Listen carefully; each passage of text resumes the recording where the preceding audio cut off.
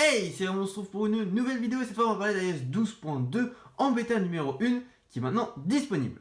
Alors non, il n'y a pas encore de Dark Mode ou l'option de ne plus avoir ceci en plein milieu de l'écran quand on veut monter ou baisser le volume.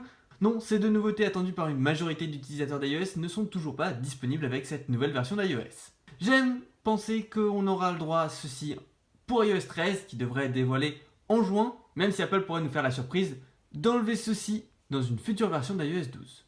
Voire même toujours iOS 12.2 puisque c'est seulement la première bêta. Comme on dit, l'espoir fait vivre. Certes, ces deux nouveautés ne sont pas présentes, mais il y en a d'autres qui, elles, sont bien présentes. Premier changement, ici nous avons iOS 12.1.3 et ici iOS 12.2. Est-ce que vous voyez un petit changement? Oui, juste ici, pour la recopie de l'écran, l'icône est différente et à l'intérieur aussi.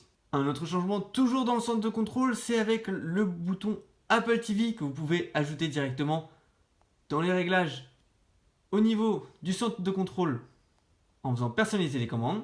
Ici, si on clique dessus, vous allez voir que le menu n'est pas du tout le même. On peut toujours sélectionner l'Apple TV que l'on veut utiliser, mais le menu est bien différent. Au niveau de l'affichage, bien évidemment. Sinon, ça reste les mêmes boutons. Pour le quitter, avant, il fallait juste quitter à côté. Maintenant, il faudra faire un swipe vers le haut et on restera sur le centre de contrôle. Ici, au niveau d'AirPlay, l'affichage pour la musique et gérer AirPlay est légèrement plus grand dans cette nouvelle version d'iOS.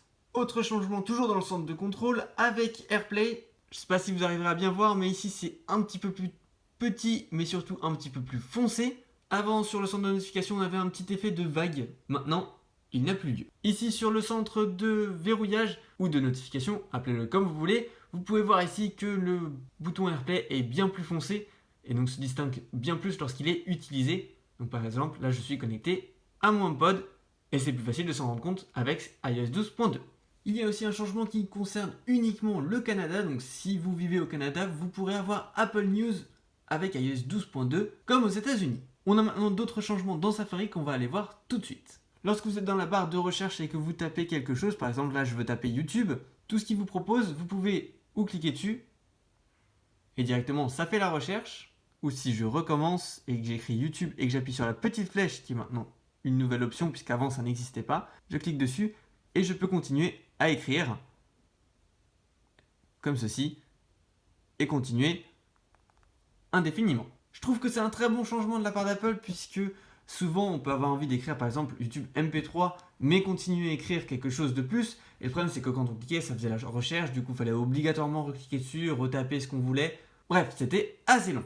Maintenant Safari vous dit automatiquement lorsqu'un site web n'est pas sécurisé et ce tout au long de votre utilisation. Vous voyez là, le non sécurisé reste bien en haut, alors qu'ici en iOS 12.1.3, je n'ai pas du tout écrit non sécurisé et pourtant je suis sur le même site. Toujours en rapport avec Safari, on a une nouvelle option et une option qui a disparu. Pour celle qui a disparu, c'est ne pas suivre mes activités puisque maintenant c'est de base activé dans Safari, du coup il n'y avait plus de grand intérêt de laisser l'option affichée. Mais maintenant on a une nouvelle option, c'est mouvement et orientation. Je ne sais pas du tout à quoi ça va servir, mais si un site a besoin d'avoir accès à cela, vous pouvez l'autoriser. Ici dans les options avancées, on a énormément de nouvelles options.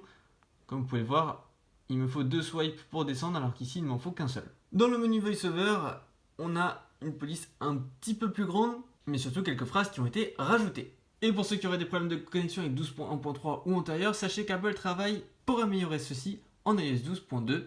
On verra ce que ça donne lors de la sortie finale. On passe maintenant au test Geekbench. Pour un iPhone 10, vous voyez la différence entre iOS 12.1.3 en dernière bêta et iOS 12.2 en bêta numéro 1. On a quand même une bonne petite amélioration au niveau du multicore. Et niveau fluidité, c'est sûr que c'est quand même vachement agréable. Après, je trouve pas qu'il y ait une grosse différence avec d'anciennes versions d'iOS 12, mais c'est sûr qu'il n'y a aucun problème pour cette version.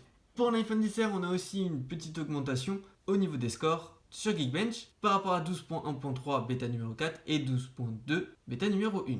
Il semblerait que cette mise à jour améliore les performances de tous les iPhones. Et pour finir, on va aller sur l'iPad que j'ai fait passer aujourd'hui dans plusieurs versions. Encore ce matin, il était en 11.3.1, il est passé en 12.1.3, puis 12.2 bêta numéro 1. Comme vous pouvez le voir, elle améliore sacrément les performances par rapport à l'autre version d'iOS 12 que j'ai pu tester sur cet iPad, ou même iOS 11. Donc voilà, c'est tout pour cette vidéo, j'espère qu'elle vous aura plu. Si c'est le cas, n'hésitez pas à la liker et à vous abonner à la chaîne si ce n'est pas déjà fait. N'hésitez pas aussi à partager cette vidéo autour de vous pour que les gens sachent à quoi s'attendre pour les futures versions d'iOS. Et moi je vous dis à la prochaine. Ciao!